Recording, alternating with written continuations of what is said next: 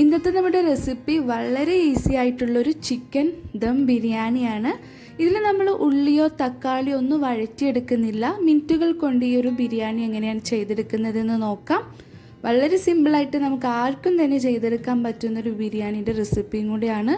അപ്പോൾ നിങ്ങൾക്ക് ഈ വീഡിയോ ഇഷ്ടപ്പെടുകയാണെങ്കിൽ സബ്സ്ക്രൈബ് ചെയ്യാത്തവരാരെങ്കിലും ഉണ്ടെങ്കിൽ ഒന്ന് സബ്സ്ക്രൈബ് എന്ന ഭാഗത്ത് ക്ലിക്ക് ചെയ്തിട്ട് തൊട്ടടുത്ത് കാണുന്ന ആ ബെല്ലും കൂടി ഒന്ന് ക്ലിക്ക് ചെയ്ത് വെക്കണം.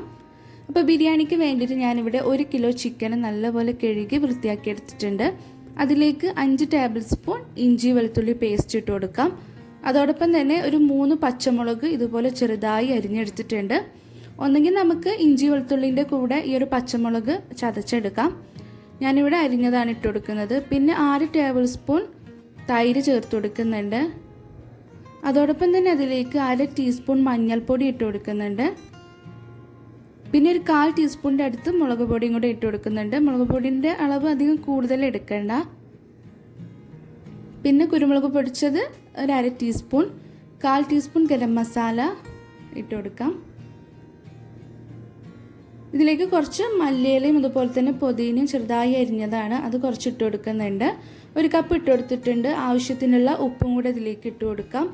എന്നിട്ട് നല്ലപോലെ ഒന്ന് മിക്സ് ചെയ്തെടുക്കാം. നമ്മൾ ചേരുവകളെല്ലാം ഇതിലേക്ക് ഇട്ടിട്ട് നല്ല മിക്സ് ചെയ്ത് വെക്കുകയാണ് ചെയ്യുന്നത്. ഉള്ളിയോ തക്കാളിയോ ഒന്നും നമ്മൾ വഴറ്റിയെടുക്കാതെ ഈ ഒരു ചിക്കൻ തന്നെ നമുക്ക് നേരിട്ട് കുക്ക് ചെയ്തെടുക്കുകയാണ് വേണ്ടത്. അപ്പോൾ ഇതിൽ ഇതൊക്കെ പിടിക്കാൻ വേണ്ടിയിട്ട് ഒരു 10-15 മിനിറ്റ് നമുക്കൊന്ന് മാറ്റി വെക്കാം. പിന്നെ റൈസ് ഞാനിവിടെ ഒരു 3 കപ്പ് എടുത്തിട്ടുണ്ട്. ബിരിയാണി റൈസ് നല്ലപോലെ കഴുകി എടുത്തിട്ട് അതിലേക്ക് കുറച്ച് വെള്ളം ഒഴിച്ചിട്ട് ഇതൊന്ന് ഒരു 10 മിനിറ്റ് സോക്ക് ചെയ്യാനായിട്ട് വെക്കാം. പിന്നെ ബിരിയാണി റൈസിലേക്ക് വേണ്ടിയിട്ട് കുറച്ച് അണ്ടിപ്പരിപ്പും മുന്തിരിയും അതുപോലെ തന്നെ ഉള്ളി ഒന്ന് ഫ്രൈ ചെയ്തെടുക്കുന്നുണ്ട്. അപ്പോൾ അതിന് വേണ്ടിയിട്ട് ഞാൻ 2 ടേബിൾ സ്പൂൺ നെയ്യ് ഒരു പാനിലേക്ക് ഒഴിച്ചു കൊടുത്തിട്ടുണ്ട്. അതോടൊപ്പം തന്നെ കുറച്ച് ഓയിൽ ഒഴിച്ച് കൊടുത്തിട്ട് നല്ലപോലെ ചൂടായതിന് ശേഷം ഇതുപോലെ അണ്ടിപ്പരിപ്പ് ഇട്ട് കൊടുക്കുന്നുണ്ട്. അതൊന്ന് വറുത്ത് കോരിയെടുക്കുന്നതിന് മുമ്പായിട്ട് കുറച്ചും കൂടെ മുന്തിരി ഇട്ട് കൊടുക്കുന്നുണ്ട്. അപ്പോൾ അതൊന്ന് ഈ ഒരു കളറാവുമ്പോൾ നമുക്കിത് എണ്ണയിൽ നിന്ന് കോരിയെടുക്കാം. പിന്നെ ആ എണ്ണയിൽ തന്നെ നമ്മൾ ഇതുപോലെ കനം കുറച്ച് നീളത്തിൽ അരിഞ്ഞിട്ടുള്ള ഉള്ളി ഇട്ട് കൊടുക്കുന്നുണ്ട്. ഇതിപ്പോൾ ഞാനൊരു മീഡിയം സൈസ് ഉള്ളിയാണ് ഇതിലേക്ക് വേണ്ടി എടുത്തിട്ടുള്ളത്. ഇങ്ങനെ വറുത്തെടുത്തിട്ട് നമുക്ക് ആ ഒരു ചോറിൽ ഇങ്ങനെ കാണുമ്പോൾ നല്ലൊരു ഭംഗിയല്ല, അപ്പോൾ അതിന് വേണ്ടിയിട്ടാണ്. അപ്പോൾ ഇത് നമുക്ക് വറുത്തെടുക്കാം. അപ്പോൾ അതിന് മുമ്പായിട്ട് ഇതിലേക്ക് ഞാനൊരു 1/4 ടീസ്പൂൺ പഞ്ചസാര ചേർത്ത് കൊടുക്കുന്നുണ്ട്. പഞ്ചസാരയും കൂടെ ചേർത്തിട്ട് നിങ്ങളൊരു പ്രാവശ്യം ഇങ്ങനെ ഒന്ന് വറുത്ത് നോക്കുകൊണ്ടു. നല്ല അടിപൊളിയാണ്. ആ ഒരു വറുത്തെടുത്ത ഉള്ളിക്ക് ഒരു കയ്പ്പ് രുചി ഒന്നും ഉണ്ടാവില്ല. നമുക്ക് നല്ലൊരു ടേസ്റ്റി ആയിട്ട് നല്ലൊരു കളറിൽ നമുക്ക് ആ ഒരു ഉള്ളി കിട്ടും, വറുത്തെടുത്ത് കിട്ടും. ഈ ഒരു കളറാകുമ്പോൾ തന്നെ നമുക്കിത് ഉള്ളി എണ്ണയിൽ നിന്ന് എടുക്കണം. കാരണം ഇത് പുറത്തേക്ക് നമ്മൾ എണ്ണയിൽ നിന്ന് കോരി എടുക്കുമ്പോഴത്തേക്ക് കളറൊക്കെ ഒന്നുകൂടി ചേഞ്ച് ആയിട്ട് അതൊന്നുകൂടി ക്രിസ്പി ആയിട്ട് നമുക്ക് കിട്ടും. പിന്നെ അതിൽ ഞാൻ കുറച്ചും കൂടെ ഒന്ന് കറിവേപ്പിലൊന്ന് വറുത്തെടുക്കുന്നുണ്ട്. ഇത് നിങ്ങൾക്ക് വേണമെങ്കിൽ ചെയ്തെടുത്താൽ മതിയാവും കേട്ടോ. ഇതുപോലെ ഒന്ന് വറുത്തെടുത്തെടുക്കാം. അതോടൊപ്പം തന്നെ അതിലേക്ക് ഞാൻ കനം കുറച്ച് അരിഞ്ഞിട്ടുള്ള ക്യാരറ്റും കൂടെ ഇട്ട് കൊടുക്കുന്നുണ്ട്. ഇതും വേണമെങ്കിൽ ചേർത്തെടുത്താൽ മതി. ഇതൊക്കെ ആ ചോറിൽ ഇങ്ങനെ കാണുമ്പോൾ ഒരു ഭംഗിയാണ്. പിന്നെ ഇഷ്ടമുള്ളവർക്ക് അത് കഴിക്കാൻ ഇഷ്ടമുള്ളവർക്ക് അത് ചേർത്ത് കൊടുക്കാം. അത് ജസ്റ്റ് ഒന്ന് ചൂടായാൽ മതി. അത് വറുത്തെടുക്കേണ്ട ആവശ്യമൊന്നുമില്ല. ഇത്രയും മതി. ഇതും ഈ എണ്ണയിൽ നിന്ന് മാറ്റാം. ഇനി നമുക്ക് ബിരിയാണി മസാല ഉണ്ടാക്കാം. അപ്പോൾ അതിന് വേണ്ടിയിട്ട് ഞാൻ ഇതിലേക്കൊരു 4 ടേബിൾ സ്പൂൺ ഓയിലാണ് ഒഴിച്ചു കൊടുക്കുന്നത്. എണ്ണ ചൂടായിട്ട് അതിലേക്ക് നമ്മൾ നേരത്തെ മാറ്റി വെച്ചിട്ടുള്ള ചിക്കൻ ഇട്ട് കൊടുക്കാം. എന്നിട്ട് നല്ലൊന്ന് ഇളക്കി കൊടുക്കുക. തീ നമുക്ക് കുറച്ച് വെക്കുക കേട്ടോ. പിന്നെ വെള്ളമൊന്നും ഒഴിക്കേണ്ട ആവശ്യമല്ല. അടച്ചു വെച്ചിട്ട് അതിനെ വേവിച്ചെടുത്താൽ മതി. അതിൽ നിന്ന് തന്നെ വെള്ളമൊക്കെ ഇറങ്ങിക്കോളും. പിന്നെ ഇതിലേക്ക് ഞാൻ 1/2 ടീസ്പൂൺ ഗരം മസാലയും കൂടെ ഇട്ട് കൊടുക്കുന്നുണ്ട്. അതോടൊപ്പം അതിലേക്ക് പെരിഞ്ജീരകം പൊടിച്ചതാണ് ഒരു 1/4 ടീസ്പൂൺ എടുത്തിട്ടുണ്ട്. ഇനി വലിയ ജീരകം നമ്മൾ നേരത്തെ ഇഞ്ചി വെളുത്തുള്ളിയൊക്കെ അരച്ചെടുത്ത സമയത്ത് അതിലേക്ക് കുറച്ചിട്ടിട്ട് അരച്ചെടുത്താലും മതിയാവും. ഞാനിപ്പോൾ പൊടിയുള്ളത് കാരണം അത് ഇതിലേക്ക് കുറച്ചിട്ട് കൊടുത്തു. ചെറു തീയിലിട്ടിട്ട് 5 മിനിറ്റ് നമുക്കിതൊന്ന് വേവിച്ചെടുക്കാം. അപ്പുറത്ത് ഞാൻ റൈസ് വേവിക്കാനായിട്ടുള്ള വെള്ളം വെച്ചിട്ടുണ്ട്. അതിലേക്ക് 2-3 പീസ് പട്ടയും ഒരു 6-7 ഗ്രാമ്പും അതുപോലെ തന്നെ ഏലക്ക ഇട്ട് കൊടുക്കുന്നുണ്ട്. ഇനി ആവശ്യത്തിനുള്ള ഉപ്പും കൂടെ ഇട്ട് കൊടുക്കാം. നമ്മൾ ഇതിൽ അരി ഇട്ട് കൊടുക്കേണ്ടതല്ലേ, അപ്പോൾ അതിനും കൂടെ അനുസരിച്ച് ഉപ്പിട്ട് കൊടുക്കാം. പിന്നെ ഇതിലേക്ക് 1/2 മുറി നാരങ്ങ പിഴിഞ്ഞൊഴിക്കുന്നുണ്ട്. നമ്മളിതിൽ 1/2 മുറി നാരങ്ങ പിഴിഞ്ഞൊഴിക്കുന്നുണ്ട്. പിന്നെ 1/2 ടീസ്പൂൺ നെയ്യും കൂടെ ഒഴിച്ചു കൊടുക്കുന്നുണ്ട്. ഇതെന്തിനാന്ന് വെച്ചാൽ ചോറ് തമ്മിൽ ഒട്ടിപ്പിടിക്കാതിരിക്കാനും പിന്നെ നല്ല കുഴയാതെ നല്ല രീതിയിൽ നമുക്ക് ആ ഒരു റൈസ് കിട്ടാൻ വേണ്ടിയിട്ടാണ്. ടീസ്പൂൺ നെയ്യാണ് ഞാൻ ഒഴിച്ചു കൊടുത്തിട്ടുള്ളത്. ഓയിലും ഇതിന് പകരം നമുക്ക് ഒഴിച്ചു കൊടുക്കാം. എന്നിട്ടിത് നല്ലപോലെ തിളക്കാനായിട്ട് വെക്കാം. തിളച്ചതിന് ശേഷം ഇതിലേക്ക് അരി ഇട്ട് കൊടുക്കാം. അപ്പോൾ ഒരു ഭാഗത്ത് ചിക്കനും നമ്മൾ വെച്ചതിന് ശേഷമാണ് കേട്ടോ അരി വേവിക്കാനായിട്ടുള്ള വെള്ളം ഇപ്പുറത്ത് വെച്ചിട്ടുള്ളത്. കാരണം നമ്മൾ ആ ഒരു അരി തിളപ്പിച്ച ഉടനെ നമ്മൾ ഊറ്റിയെടുത്തിട്ട് ഈ ചിക്കനിലേക്ക് ഇട്ട് കൊടുക്കേണ്ടതുണ്ട്. അപ്പോൾ ചിക്കൻ ഇടയ്ക്ക് നമ്മൾ തുറന്ന് നോക്കിയിട്ടൊന്ന് ഇളക്കി കൊടുക്കുക വേണം, അല്ലെങ്കിൽ അടിക്ക് പിടിക്കും. അപ്പോൾ ഇടയ്ക്കിടയ്ക്ക് നമ്മൾ ഇതുപോലെ ഇങ്ങനെ ഇളക്കി കൊടുക്കണം. ഇതിൽ കുറച്ചും കൂടെ ആ ഒരു ചിക്കനിൽ ഇറങ്ങിയിട്ടുള്ള വെള്ളമുണ്ട്. അപ്പോൾ അതും കൂടെ ഒന്ന് വറ്റിയിട്ട് ഇത് ചിക്കൻ ഒന്നും കൂടെ ഒന്ന് വെന്ത് വരണം. ഇതിലേക്ക് ഞാൻ അരമുറി നാരങ്ങ കൂടെ ഒന്ന് പിഴിഞ്ഞൊഴിക്കുന്നുണ്ട്. എന്നിട്ട് വീണ്ടും ഇത് ഇളക്കി എടുത്തിട്ട് അടച്ച് വെച്ചിട്ട് തന്നെ വേവിച്ചെടുക്കാം.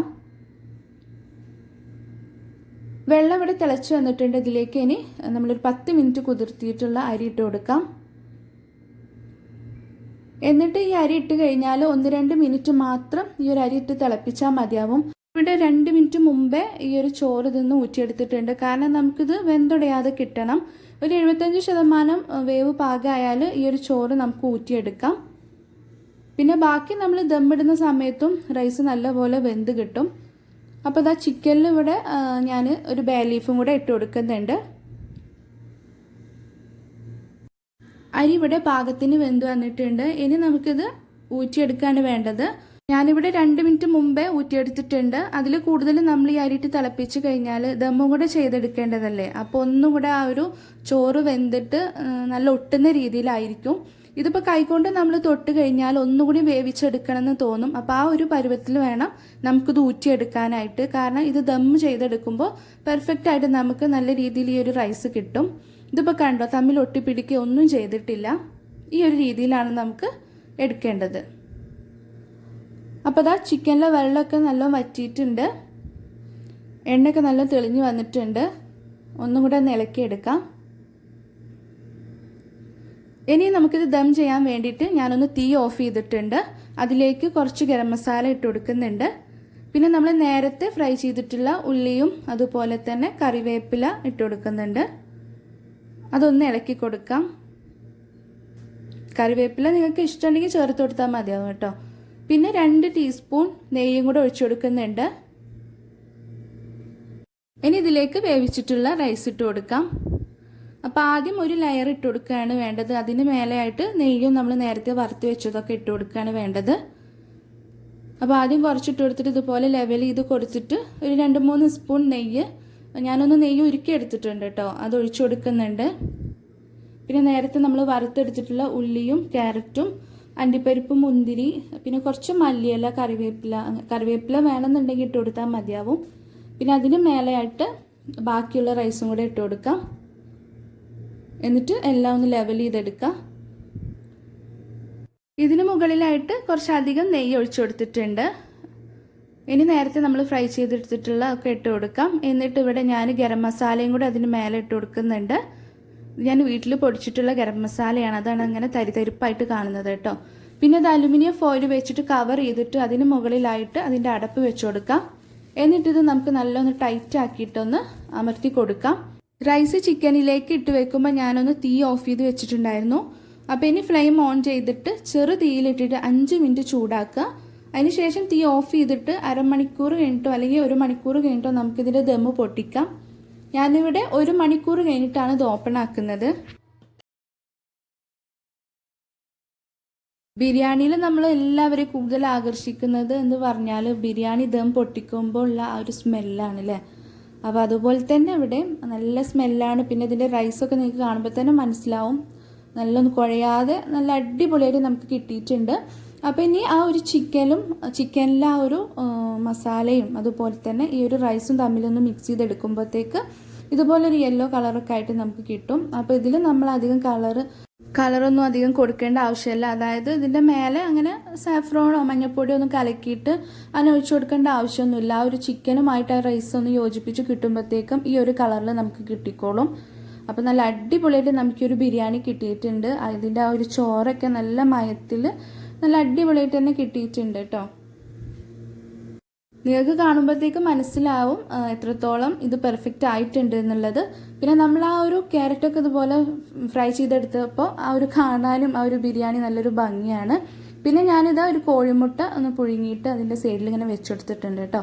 പിന്നെ കുറച്ച് ഫ്രൈ ചെയ്തിട്ടുള്ള ആ ഒരു അണ്ടിപ്പരിപ്പും ഉള്ളിയൊക്കെ ഞാൻ കുറച്ച് മാറ്റി വെച്ചിട്ടുണ്ടായിരുന്നു, അതതിൻ്റെ മേലെ കുറച്ചിട്ട് വെച്ചിട്ടുണ്ട്. അപ്പോൾ ഈ ഒരു ബിരിയാണി വളരെ എളുപ്പമാണ് നമുക്ക് ചെയ്തെടുക്കാൻ. ഉള്ളിയും തക്കാളിയും ഒന്നും വഴറ്റിയെടുക്കേണ്ട, വളരെ ഈസി ആയിട്ട് നമുക്ക് ചെയ്തെടുക്കാവുന്നതേ ഉള്ളൂ. മിനിറ്റുകൾ കൊണ്ട് നമുക്കിത് ചെയ്തെടുക്കാം. ഇനി നിങ്ങൾക്ക് അരമണിക്കൂർ കഴിഞ്ഞിട്ട് ഇതിൻ്റെ ദമ്മ് പൊട്ടിച്ചിട്ട് നമുക്ക് സെർവ് ചെയ്യാവുന്നതാണ്. അപ്പോൾ ഇന്നത്തെ ഈ ഒരു റെസിപ്പി നിങ്ങൾക്ക് ഇഷ്ടമായെന്ന് വിചാരിക്കുന്നുണ്ട്. വീഡിയോ ഇഷ്ടപ്പെട്ട ലൈക്ക് ചെയ്യണം. സബ്സ്ക്രൈബ് ചെയ്യാത്തവർ എന്തായാലും സബ്സ്ക്രൈബ് ചെയ്ത് തൊട്ടടുത്ത് കാണുന്ന ബെല്ലും കൂടെ ഒന്ന് ക്ലിക്ക് ചെയ്ത് വെക്കണം.